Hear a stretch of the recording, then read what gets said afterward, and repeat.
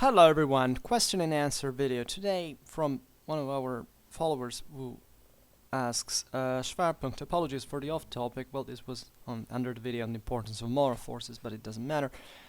I'm having big issues with defining a research question for a 15-page paper about a historical topic, as all the research questions I come up with cannot be discussed in 15 pages. Can I ask you if it is possible to make a video about the topic of defining research questions, or directing me and probably others who have the same issue to places where we can read? Right, so the question is quite clear, except perhaps the very last phrase, that is to say, the same issue to places where we can read. I don't understand whether we can read like articles of that, that length, and or other articles in general, or a guide to the thing, in case, as I will answer anyway in the video now, that's really, it depends, right? There are so many things to read or where to go learn these things, that it's mostly your direct practice that makes the sensitivity to such thing. But the question is it's very interesting. I care actually a lot for this more methodological and even theoretical, if you want, questions, because they must have, in fact, like in this case, a practical application, and so it's fundamental because it all passes through that kind of work, view, and organization. So first of all, I would say this, that I've never written myself an article 15 pages long, right? I've always written something like double, right? And especially not in the, I don't know here, because depending on how you lay out the page, the size of characters and so on, you can, 15 pages can be really like almost an abstract, to be extreme about that. There are some, I don't know about, it's more usually about the number of words. In fact, it is usually about 15-page paper, more or less. Also, yes, they are given this rough dimension, which is which makes the thing vaguer in practice. I guess so. That also, I don't know what kind of topic this is, and it's obvious, however, that in 15 pages it's very difficult to develop some of the most important topics, unless they are very, in fact, here the problem comes out, that there are that all the research questions that come up with cannot be discussed in 15 pages. So sometimes they can. It naturally depends on what it is, right? If you're talking about a sociological study, normally things can expand them. So the first thing I came up, whereas if it is a tactical thing, sometimes you can even render it in a few words. The synthesis capacity is quite important. I tend always to write a lot of notes that can help in this sense, the synthesis, meaning that can be useful in the measure in which you don't really have to explain everything. I usually tend to literally explain all the issues in every single case. When I refer to bibliography, to historiographical problems, I tend to explain that too in the note, but remaining very concise, but still pointing out the problems. So some other people, and generally speaking, the temptation is to just say, okay, I address you to the problem explained in another study for what it is, and will not digress on it myself, which is a strategy. It can work if you manage to find that specific paper, whatever it is explained in.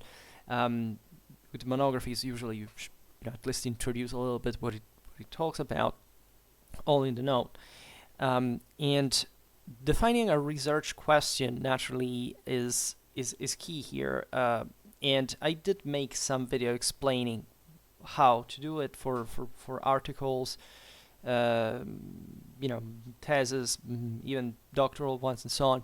I will keep talking about this in the series. I want to start about my PhD path, of how I define the research, because that's one of the single most important things.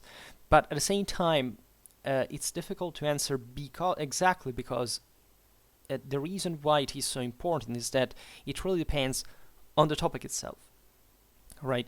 I don't think the question discounts some prejudices about how, mechanical, if you want, paper writing has become, and it's something I don't like in general. In fact, myself, and I think this may be part of the problem. These 15 pages is normally for works that are historiographical in nature, right? Because you can essentially bring in an introduction saying, this author said this author said that, and at that point you should be lucky for you to have another view that somewhat floats on somebody else's work in the historiographical situation at that point. But some let's say you can also circle a bit around the point if you don't really have anything breaking that can bring another alternative forward. But normally there is one point,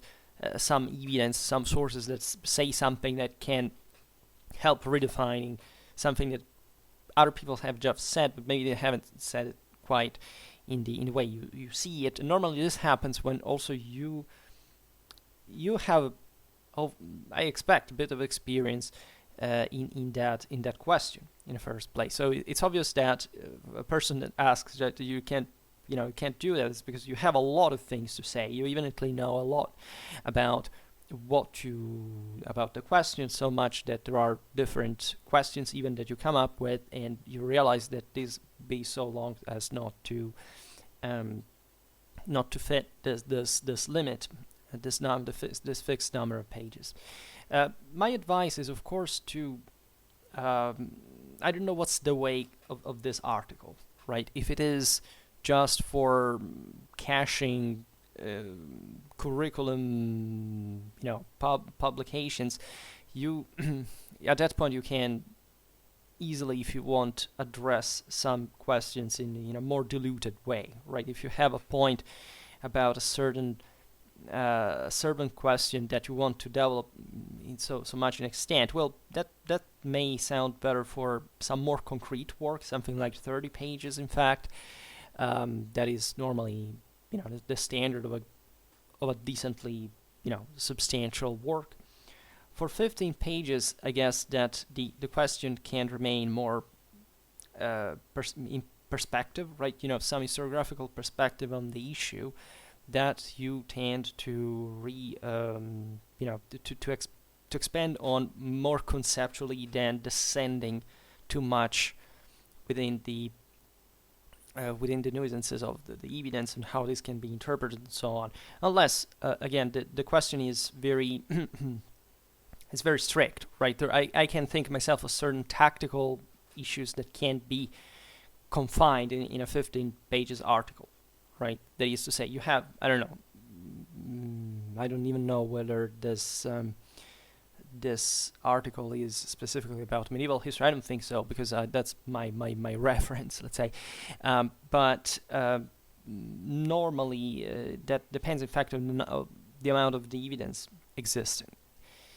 And at that point, you may just, let's say, reference to the sources that make the problem in a in a very concise way.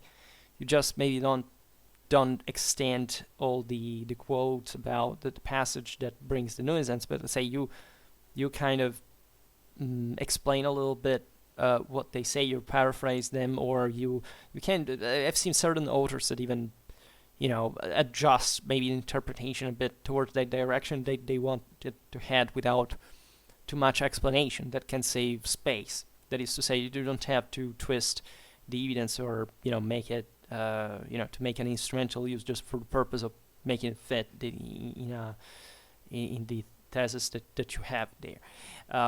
But it can be like a tactics more than strategy, like probably a modus operandi on how you quote the sources, because that's the way in size. Here we're talking about something that shouldn't in fact exist, and it's exactly the problem that we're faced with. Is the space is too few.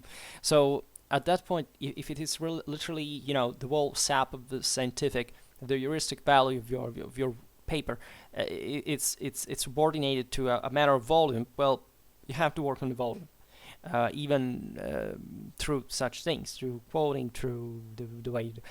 Um, it's an effort, right? That you have to make for yourself, like trying to take out also the unnecessary. Sometimes we like to introduce broadly something just because we have to explain specifically what it is.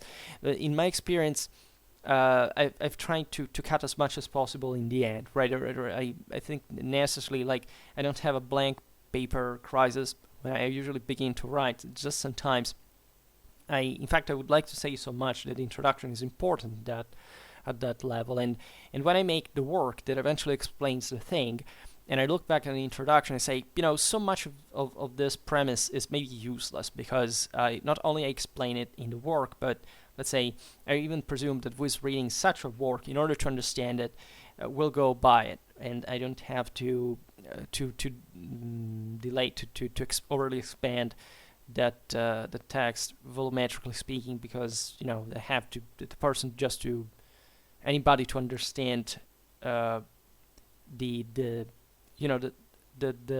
labor lime, if you want, that stands behind the article, right?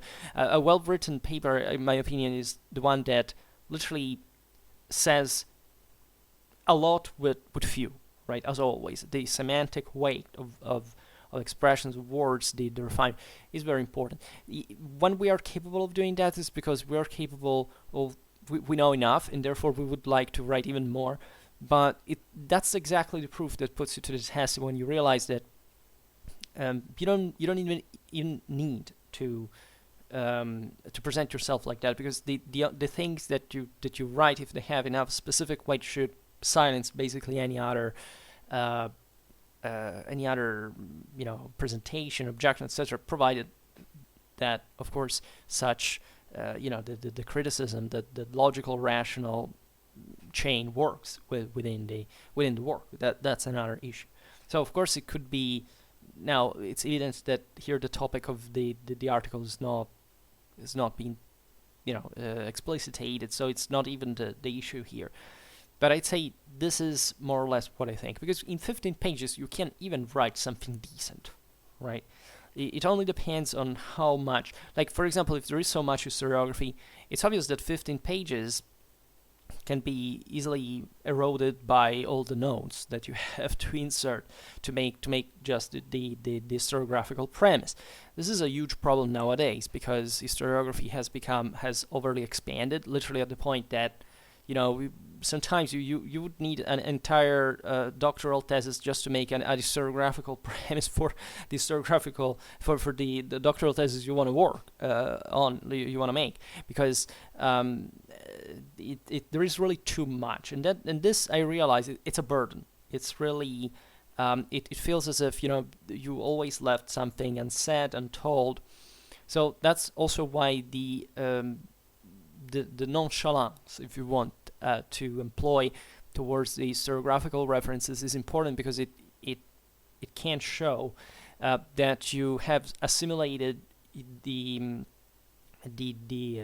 fact that the scholarly work so much that you can simply make a brief reference to it, making the expert understanding that from the way you quote it and you point out the thing that you are that you're right about that. That's the thing. And so making another point, it seems I said it again, according to me 15 pages it's a ridiculous limit, right? And it reflects perfectly what I think papers, call for papers, all these things have become today, right? That is a joke. Because concretely, if you arrive at the point of saying, okay, I don't even have the space to say what I want to write, and that's the limit that you fix yourself. That the person had set the limit, the institution, the university, whatever. It's just calling for stuff in and doesn't even care very much about what you have to say about that, and that's not a good sign of such. That's why I prefer to write rather long articles, right, with a lot of info that can explainable thing.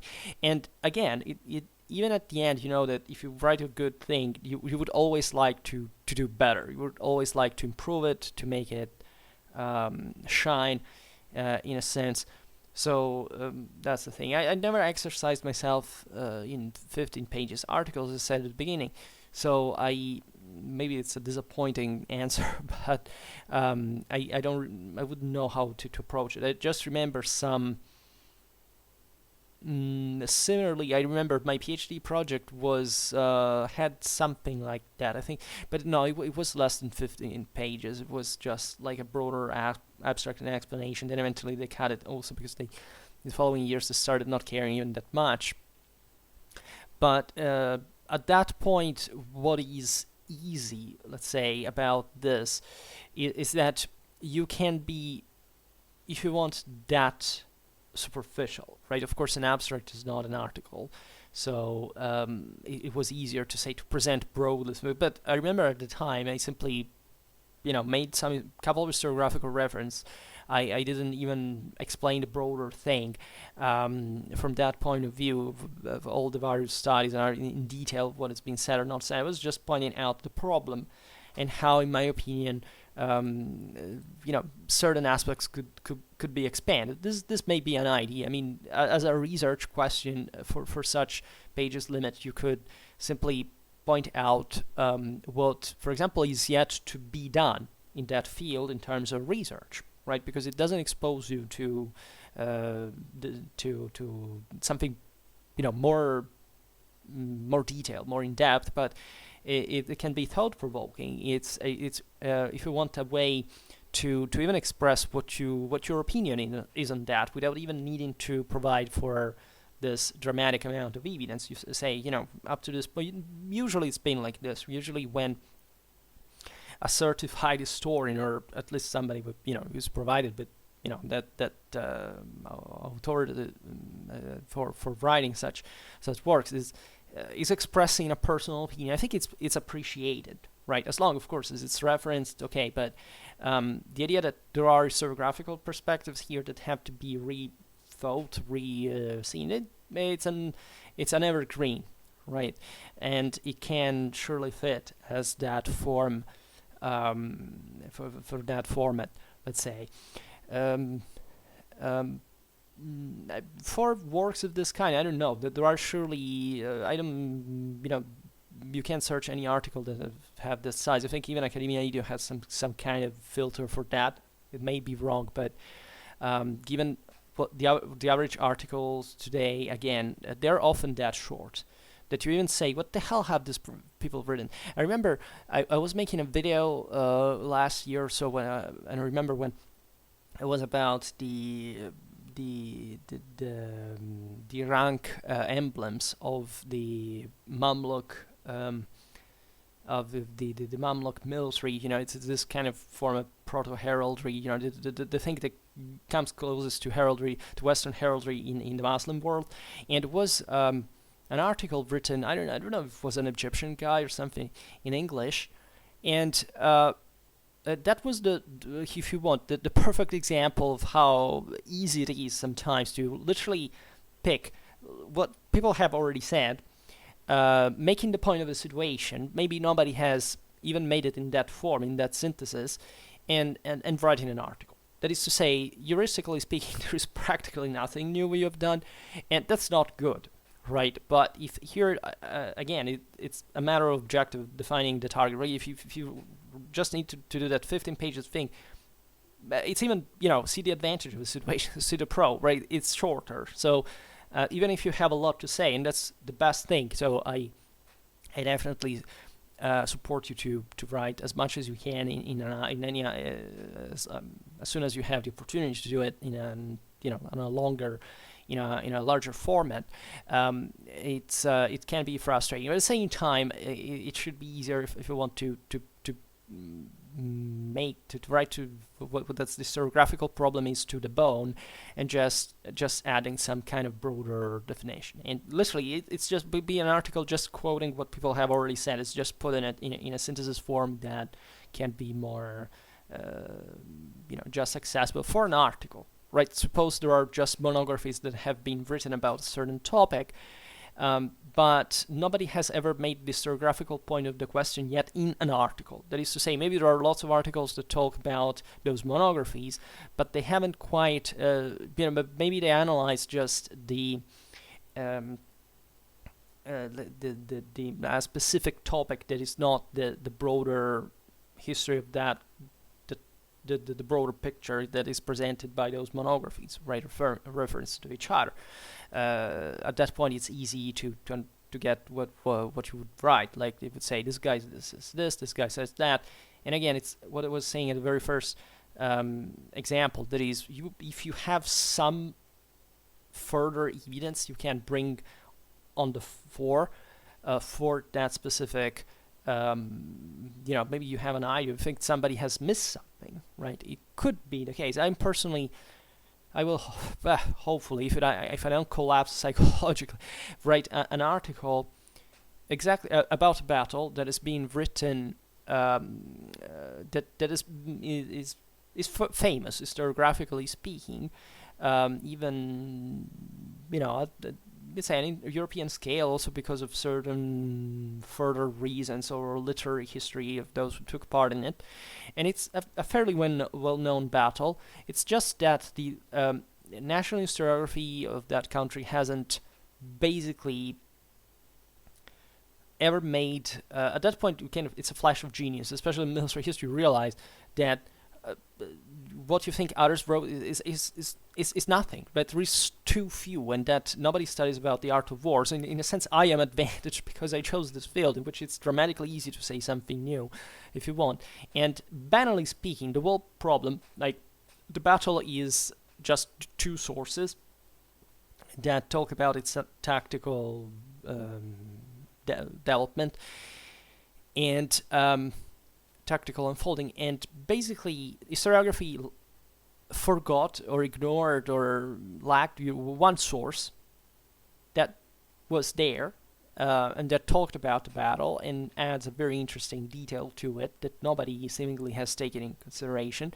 And there is a parallelism with another battle that happened that basically makes you think that in that the tactical development of the first battle has been completely missed because there was this element that was also in parallel to the other battle, and that also turns out in other battles by hints, by secondary events and so on, that gives you back by the way, a much more coherent and also military logical outcome. And in that sense, I discovered that because I was fixated with the topic, not much because I thought that I could find something new. So it's always easy in a way to it's easier than it seems, at least, to find certain niches, certain gaps, certain topics that haven't been addressed yet, and that instead would be very productive, very fertile, and there are also other.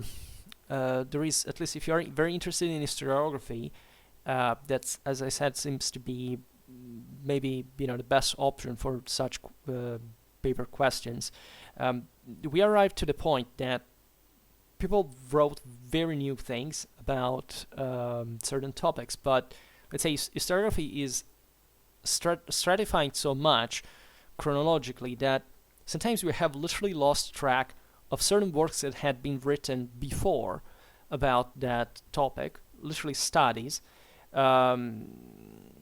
I personally don't go much around archives because I detest it, but I know that there was a guy who worked there quite often, and there is the paradox that, I don't know, maybe in the late 19th century somebody had already written an important work on a certain topic, and then, I don't know, in maybe this topic was revived in the 60s, in the 70s, and other people have moved essentially from this later work, and they had forgotten the first one.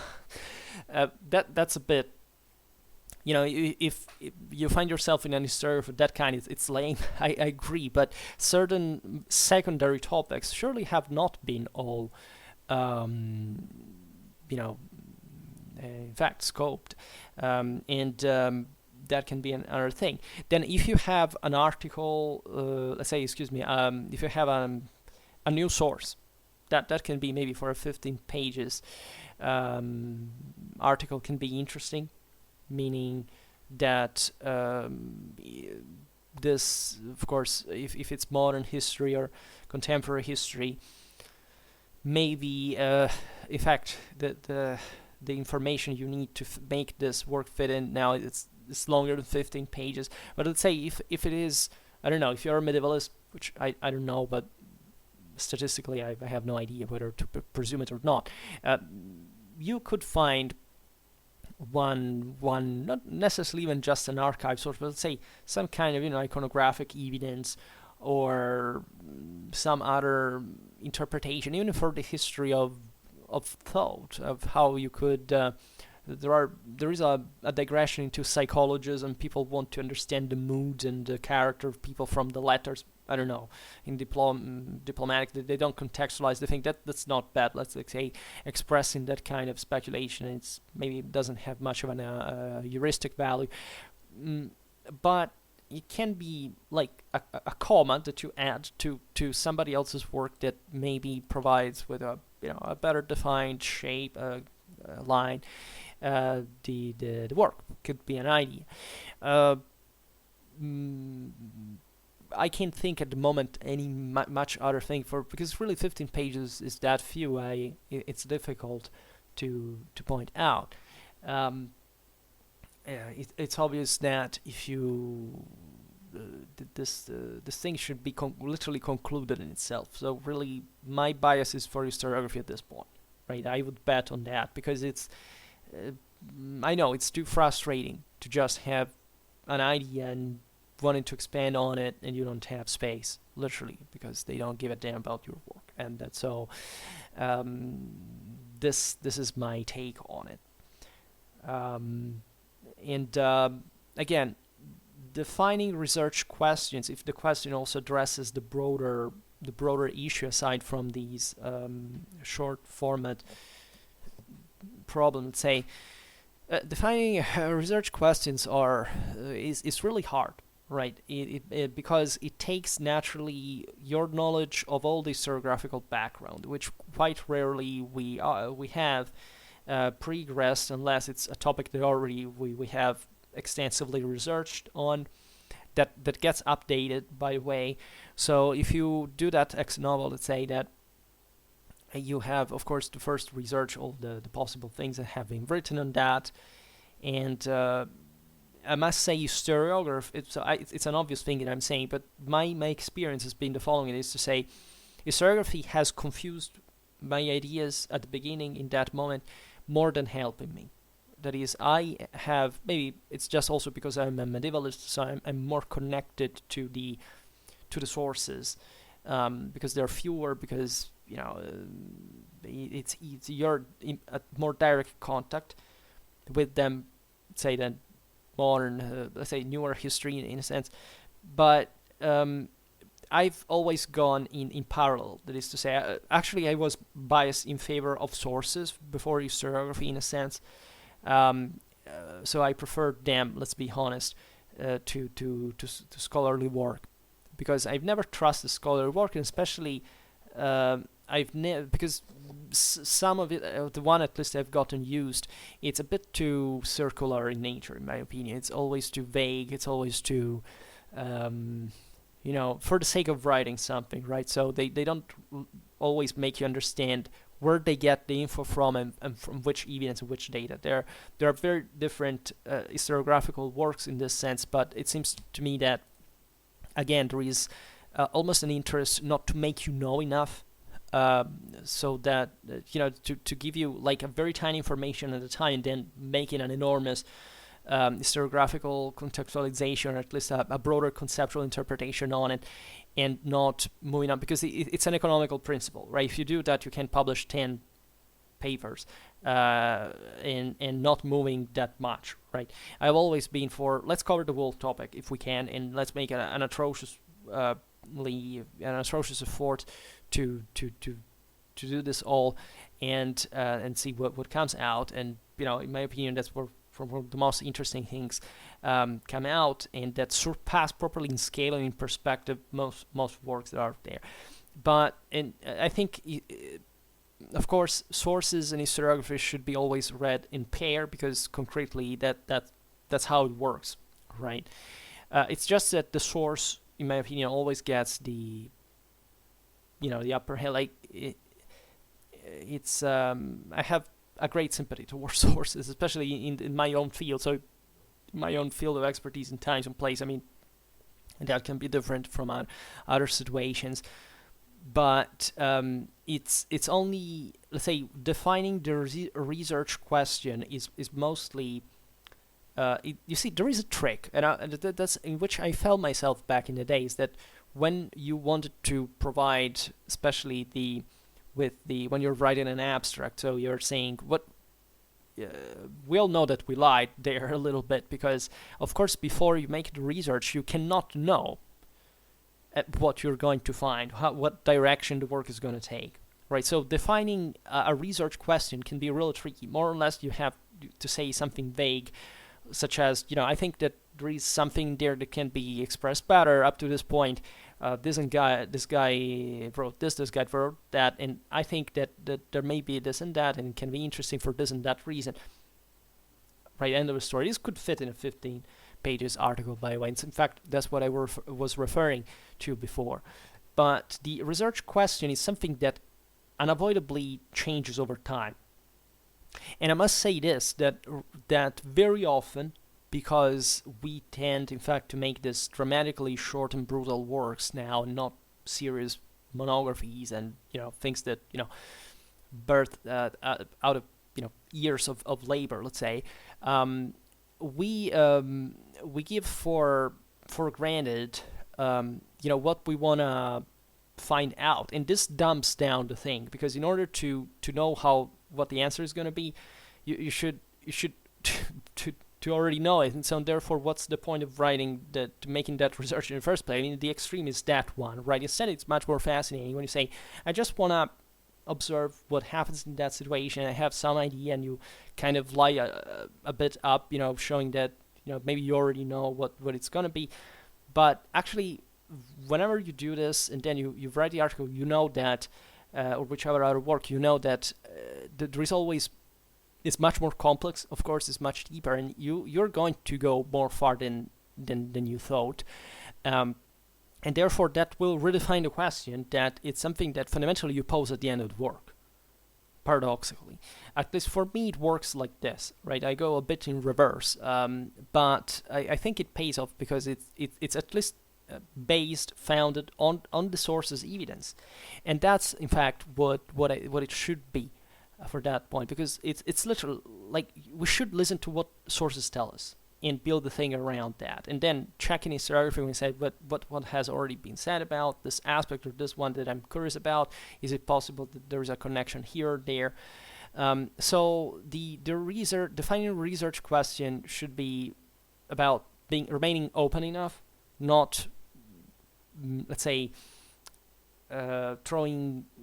rushing into something particularly narrow that doesn't allow you to space to surpass the boundaries, to see it things from different perspectives, modify it. And naturally should be something about which you have already a progressed opinion on your own, right? It's typical, as I was about to say, in research, that you kind of want to be cautious at the beginning when you define the research question. Then you get into the thing and you realize that caution gets surpassed. This is to say, you can do, at the time you had something in mind that you hope to find out in the article, in the research, and that you narrow it down to something more feasible because it seemed to you to be more realistic. And that simply because you don't know yet what you're going to find out. And then at the end of the work, actually, you by far surpassed actually the achievements that you had dreamt of at the beginning when you were trying to narrowing down the basis of the research. So that's my experience, and I think that if you really scored that, it's because you've surpassed really a lot. You've surpassed the historiography, but especially you have surpassed your own expectations, and therefore you have entered in a boundary that is truly your own, and you can master. In that way. before I was saying, should make bit this refining work and main concise, etc. There are sometimes problems with how people are going to receive this as we were saying before, but like a skeleton-like approach. But I think that yes, of course, explaining yourself is important, and you should always do it very effectively. And sometimes it's that effectiveness that people are not habituated to. For example, I come from an historiography and people write, and talk, and they don't get to the point. Like again, it's mostly about drawing actually very poignant thoughts and certain, or at least very well expressed ones, and surely insightful and so on. But again, explaining it, after all, just a minimal part of the possible evidence remaining confined in the anyway. So when in a certain certain pool of evidence and so on, and therefore they are so much habituated to make their mind work like that when somebody explains something very direct, precise, concise, and cogent, they say, but this is like, why don't you expand on this? Because, well, exactly because I know I've made all this work and I've researched all these aspects that I managed to do not what normal historiography does, that is overcomplicating the problem, throwing a lot of hypotheses in and not substantiating them, but exactly expressing what you find, what you found, and what you believe it is the case. Because at the end of the day, we all know that historians are, we are given some license, after all, to kill. Okay, not to kill. Little joke there, stupid one. But almost, right? Because literally you condition people's thinking, and also in the frames in which people think. So if you teach people to express yourself very, very poignantly and very precisely and very concisely, I think we are all fundamentally doing what the historical method is about. That is, you should trace that cause-consequence link and against any, let's say, if you manage to, of course, if there is enough evidence, and or at least you can build the theory on all these various links that of course are not going to be unbreakable, but they are surely, you can work to make them look to make it be strong enough to hold. But again, if you there's also a moment in which you properly express your own opinion. That is to say, there is no history without judgment. It's embarrassing how the laboratory mentality has arrived to the point that, aside from the evidence, you shouldn't express an opinion.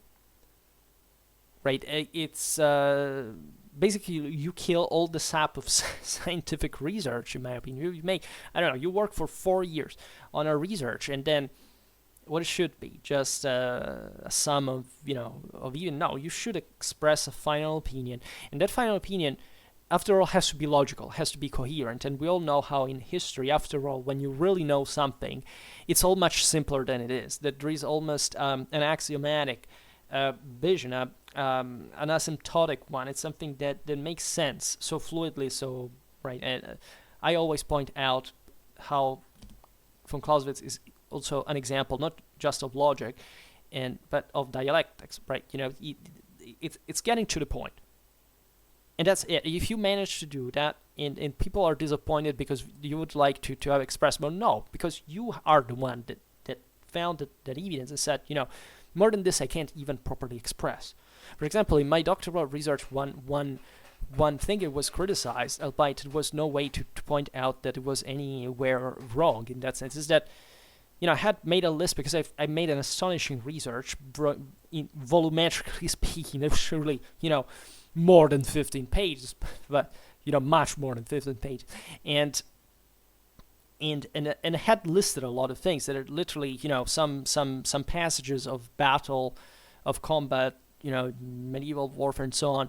And, I believe that the source is, again, has always the precedence. It's important to quote it openly, which is something that people don't like to do anymore. So of course, for the sake of the 15 pages article, well, as we've seen before, you can avoid that, especially if you know what is written in it and you can use it in for another work.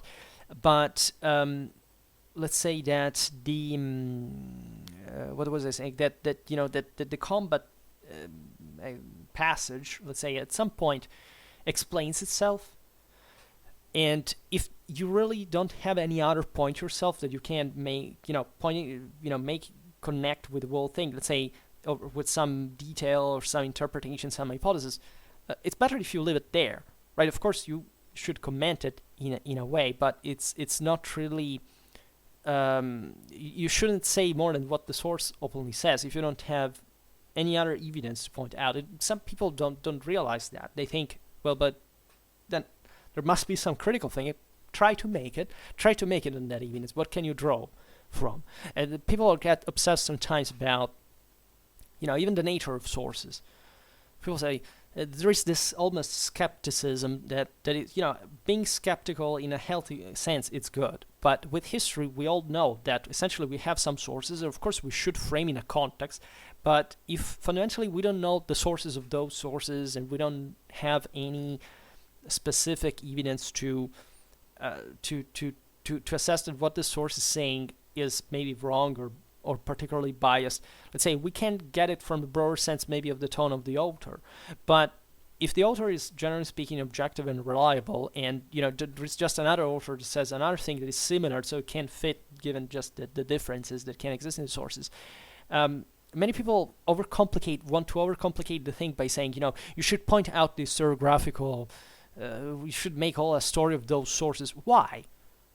If they're talking about a single thing, a single event, and let's say one says, I don't know, just something very banal, that there were 1,800 horsemen, there were 1,500 horsemen. Unless there is something particularly heavy about that, what we can reconnect with the other information you have about the 300 difference in number. I mean, who the hell cares that these sources are disagreeing? If after all they are saying all the same thing, and then in the general tone, in fact, of that information that you get from the other source, that's normal. It's a normal difference because they had, again, different sources. They had different sensitivities, but we don't have any way to prove one or the other wrong, unless we have that specific archive source that testifies precisely there were, 1837 horsemen in that dam, which doesn't often exist properly as a type of source, especially for my time. So never, that's the other thing, never try to write something because to fulfill other people expectations, right? Try to say your own thing and try to stick to it. Like if it's something sensible that really what's the evidence there, and you, against any reasonable doubt, you think that that's the information and that's how you should present it, you shouldn't fix it, right? You shouldn't fix it for other people. You shouldn't feel forced by others. There can't be pressure because the other professor says no, but telling the truth, if you have made this research, chances are that you know it much better than that person what the issue is, and therefore you shouldn't quite even care that much about such feed, right? So this is just more or less my ideas on it, and I don't know. I hope it helps. Probably. As you understood, there is not really a magical formula to solve this problem. It's all about how much it's about your mind. It's something you should think about for some time.